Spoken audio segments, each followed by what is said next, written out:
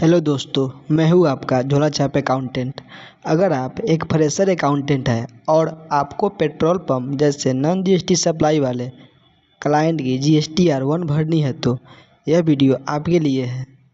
यह है Samuelson petroleum का नवंबर 2025 का सेल डेटा। सबसे पहले हम देखते हैं कि पेट्रोल यानी कि MS की बिक्री। एक्सेल में हमने एक दिन की बिक्री को रेट से गुना करके टोटल वैल्यू निकाली है।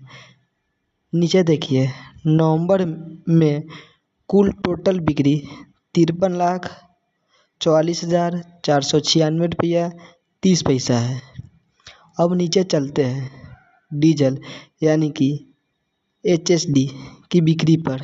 उसी तरह हर दिन की बिक्री का टोटल किया गया है। नवंबर में कुल डीजल की बिक्री 51,07,711 रुपया 59 पैसा है। फ्रेशर ध्यान दें, पेट्रोल और डीजल पर GST लागू नहीं होता, यानी यह नॉन GST सप्लाई है। इसलिए हमें GST रिटर्न में केवल इसकी टोटल वैल्यू दिखानी होती है। आपके एक्सेल में टेबल नंबर 8 के पास इन दोनों का योग है, जिसे आप ध्यान से देखें। कुल नॉन GST सप्लाई पेट्रोल 53,44,496 रुपया 30 पैसा है और डीजल 51,07,711 रुपया 59 पैसा है। दोनों को जोड़कर नवंबर की हमारी कुल नॉन GST सप्लाई 1,04,52,207 रुपया 89 पैसा है। हमें यह भी पता है कि यह हमारा सारा माल राज्य के अंदर बेचा गया है, यानी कि इंट्रा स्टेट ही है, और आम ग्राहकों को बेचा गया है, यानी कि अनरजिस्टर्ड पर्सन को, क्योंकि जनरली पंप पे अनरजिस्टर्ड पर्सन ही आते हैं और अपना बाइक वगैरह में पेट्रोल भरवाते हैं। अगला ज़रूरी डेटा है HSN summary. Non GST supply होने पर भी GSTR-1 के टेबल 12 में हमें HSN कोड देना होता है। पेट्रोल का HSN कोड 27101242 है और डीजल का HSN कोड 27101944। आखिरी और ख़ास बात, table number 13 document issued. Petrol pump पर एक दिन में मिनिमम 1000 वाहन आते हैं। इतने बड़े पैमाने पर हर एक का इनवॉइस रिकॉर्ड रखना संभव नहीं है। इसलिए आपकी सीट में टेबल नंबर 13 के लिए टोटल 0 मैं दिखा दिया हूँ, क्योंकि GST में एक नया अपडेट आया है, जिसके कारण टेबल नंबर 13 को हम लोग खाली नहीं छोड़ सकते हैं। उसमें कुछ न कुछ डेटा दिखाना ही होगा, नहीं तो हमारी समरी जनरेट नहीं हो पाएगी। और हम GSTR-1 में भी ऐसा ही भरेंगे। हमारा डेटा तैयार है। 1,04,52,207 रुपया की नॉन GST सप्लाई। अब चलते हैं GST पोर्टल पर और देखते हैं कि इस डेटा को सही टेबल में कैसे भरा जाता है। हम GST पोर्टल पर लॉगिन करेंगे। लॉगिन करने के बाद आप रिटर्न डैशबोर्ड पर जाकर अपना महीना, जो कि हम लोगों का नवंबर 2025 है, को सिलेक्ट करते हैं।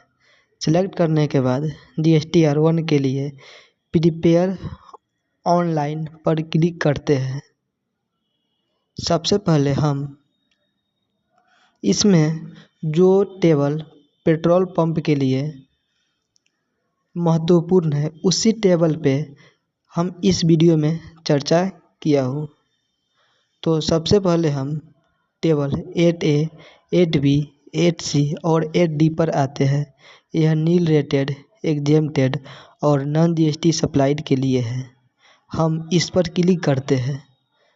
हमने एक्सेल में डेटा को इंट्रा स्टेट और अनरजिस्टर्ड पर्सन के तौर पर वर्गीकृत किया था, इसलिए हम दूसरी row intra state supply to unregistered person में आएंगे। नॉन जीएसटी सप्लाई के कॉलम में हम अपनी कुल वैल्यू 1,04,52,207 रुपया 89 पैसा भरेंगे। कुल वैल्यू भरने के बाद हम नीचे सेव बटन पर क्लिक करते हैं। यह आपकी नॉन जीएसटी सप्लाई की घोषणा है। अब बैक पर क्लिक करते हैं। इसके बाद हम लोग किसी और टेबल को बिना टच किए हुए सीधा टेबल नंबर 12 पर आते हैं, जिसमें HSN समरी की डिटेल डालनी होती है। अब चलते हैं टेबल नंबर 12 पर। यह HSN वाइज समरी के लिए है। हम इस पर क्लिक करके ऐड डिटेल पर क्लिक करेंगे और हमारी जो सप्लाई है वो B2C सप्लाई ही है, इसीलिए हम लोग B2C HSN समरी में क्लिक करके हम पेट्रोल का HSN कोड जो कि 27101242 है वो पुट करेंगे। डिस्क्रिप्शन में मोटर स्पिरिट यानी कि पेट्रोल लिख लेंगे। टोटल टैक्सेबल वैल्यू में पेट्रोल की वैल्यू 53,44,496 रुपया 30 पैसा भर देंगे। चूँकि यह नॉन जीएसटी सप्लाई है, टैक्स कॉलम शून्य रहेंगे और CGST और SGST में बिना कोई अमाउंट डाले हम सीधा 0 डाल देंगे। फिर ऐड पर क्लिक करेंगे।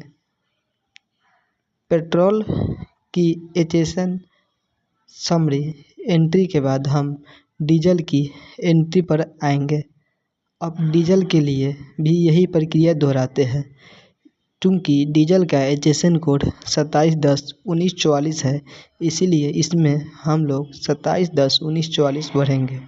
टोटल टैक्सेबल वैल्यू में डीजल की वैल्यू 51,07,711 रुपया 59 पैसा है, तो इसे हम पुट कर देंगे। टैक्स की कॉलम सेम एज पेट्रोल के जैसा ही 00 करके सेव पर क्लिक कर लेंगे। उसके बाद हमारी जो B2B HSN समरी है उसमें हमारी कोई B2B सप्लाई तो नहीं है, बट अगर हम B2B सप्लाई को खाली छोड़ देंगे तो हमारी GSTR1 की समरी जनरेट नहीं होगी। इसलिए हम B2B सप्लाई में पेट्रोल का ही HSN कोड 27101242 डालकर क्वांटिटी और टोटल वैल्यू में 00 डालकर सेव कर लेंगे, ताकि हमारे GSTR1 में कोई एरर नहीं आए। उसके बाद सेव करने के बाद हम लोगों को टेबल नंबर 13 जो कि डॉक्यूमेंट इशूड का टेबल है, जो कि आखिरी और ज़रूरी टेबल है। टेबल नंबर 13 डॉक्यूमेंट इशूड, हम इस पर क्लिक करते हैं। हमने एक्सेल के नोट्स में यह देखा था, उच्च लेन देन की मात्रा के कारण इनवॉइस सीरीज रिकॉर्ड करना संभव नहीं है, इसलिए इनवॉइस फॉर आउटवर्ड सेक्शन में हम फ्रॉम को NA डाल देंगे और टू को भी NA यानी कि नॉट एप्लीकेबल और टोटल को 0 रहने देंगे। जैसा आपके डेटा में सुझाव दिया गया है, सेव करें और बैक पर क्लिक करें। ध्यान दें, अगर आपके क्लाइंट की B2B या B2C लार्ज सेल होती है तो आपको यहाँ इनकी सीरीज भरनी पड़ती है। चूँकि पंप के केस में मैं फिर से दोहरा दे रहा हूँ, लार्ज नंबर ऑफ बिल होने के कारण मैं इसमें 0 डाल दिया हूँ। हमने सारी ज़रूरी एंट्री कर दी है। अब नीचे जनरेट समरी पर क्लिक करते हैं।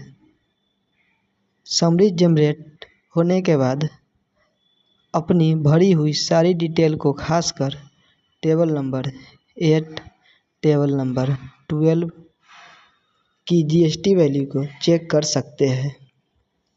कभी कभी समरी जनरेट नहीं होगी तो आपको टॉप में जो रिफ्रेश का बटन है उस पर क्लिक करके रिफ्रेश कर सकते हैं। जब आप संतुष्ट हो जाए कि समरी में सारी की सारी रिकॉर्ड सही है तो नीचे प्रोसीड टू फाइल पर क्लिक करके अपनी रिटर्न को ईवीसी के माध्यम से फाइल कर सकते हैं। मुबारक हो, आपको नॉन जीएसटी सप्लाई के लिए GSTR1 फाइल कर दिया है। तो दोस्तों, देखा आपने, झोला छाप अकाउंटेंट का मतलब है मुश्किल काम को आसान बनाना। अगर आप एक फ्रेशर है तो इस वीडियो को सेव कर ले। अगर कोई सवाल हो तो कमेंट में ज़रूर पूछें। और आप लोगों के रेफरेंस के लिए मैं डिस्क्रिप्शन में जो मेरा एक्सेल शीट है जिसमें मैं सारी कैलकुलेशन किया हूँ उसे भी लगा दूंगा, जिससे आप थोड़े अच्छे से समझ सकें। अगर आपको वीडियो पसंद आया हो तो लाइक करें, शेयर करें और चैनल को सब्सक्राइब करना ना भूलें। मिलते हैं अगले वीडियो में। धन्यवाद।